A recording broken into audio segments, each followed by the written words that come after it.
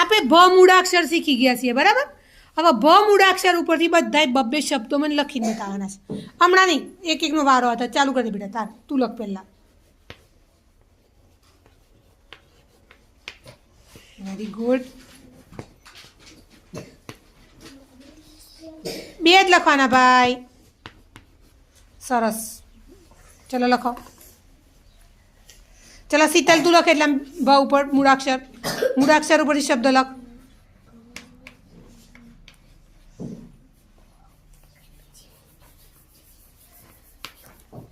શું લખ્યું? ભીમભમડું. ભમરડો લખ્યું છે તે ભમડો લખ્યું. ચલો તે શું લખ્યું? ભગત. ભગવાનો. હા.